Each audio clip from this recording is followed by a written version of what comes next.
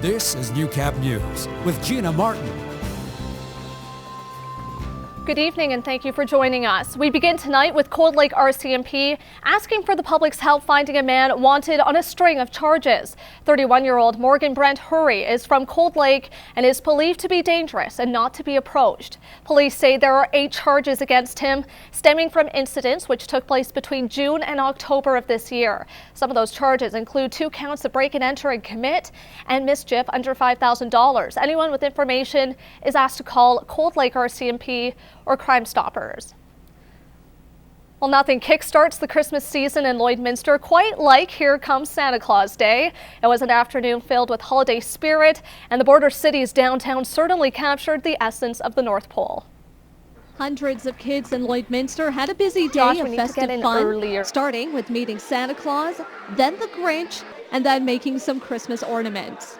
It was really packed at the atrium. There was so many lovely parents and kids lined up to see Santa and to see the Grinch, and so they had an outstanding turnout this year. All the meet and greets certainly builds up an appetite, and though there were no chestnuts roasting on an open fire, there were hot dogs.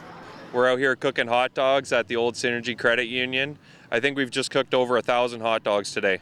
However, it's not just about the free food and horse rides, but about bringing a community together, especially one that has seen some hard times over the last few years. We try and support the community, and events like this that benefit the whole community and the families. We really try and be a part of that because we all live here and have families as well. It's really important that so many businesses come together and collaborate and sponsor this event because it's not something that just one business could do.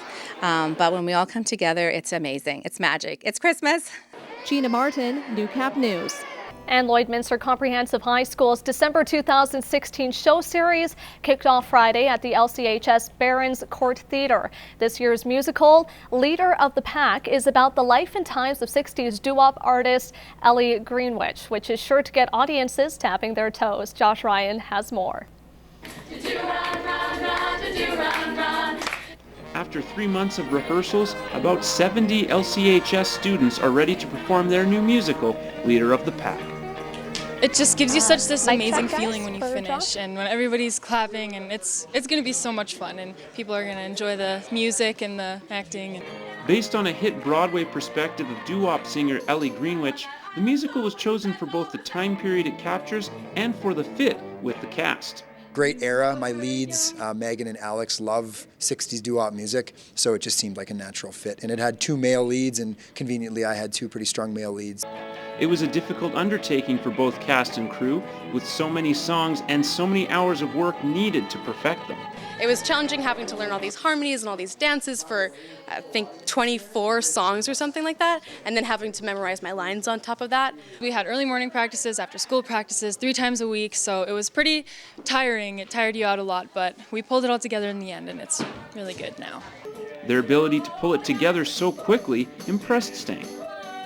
I wasn't super surprised because it is so catchy and easy to sing along to, but at the same time it's like, wow, I didn't think they would know it that well, so that was kind of cool. The first show was sold out, and Stang is optimistic about the remaining dates on the calendar. This is the type of musical where they're a big part. I mean, they're always a big part of the show, but this one, it's almost got a concert feel to it. So, you know, I hope they're tapping their feet, snapping their fingers, clapping, you know, all that kind of stuff that you get from a concert. When I was a little girl, I had a rag. Josh Ryan, Newcap News. Welcome back. The Bobcats will look for a back-to-back win tonight for their last home game of 2016 against the Brooks Bandits. Last game, the Cats took it 3-2 over the Grand Prairie Storm, but they still linger at the bottom of the North Division standings at 6-18-2. It might be a hard win tonight as the Bandits sit second in the South Division behind the Calgary Canucks. After tonight, the Bobcats have 8 games on the road and won't be back at the Centennial Civic Center until January 6th. The Lakeland Rustlers volleyball teams were in action this weekend for the last time until after the Christmas break, taking on the King's University College Eagles. The women entered Friday's showdown in Edmonton in a three-way tie with the Eagles and Grand Prairie for first in the division, while the men sat 2 wins back of the last playoff spot. Despite a strong start in each of the first 2 sets, the women struggled with the steady offensive pressure from the Eagles, losing in straight sets. With the loss, the women are now 10-3 on the season. The men were competitive in the first set, but were no match for the home team the rest of the way, falling 25-23, 25-14, and 25-17. The loss drops the squad to 4-9.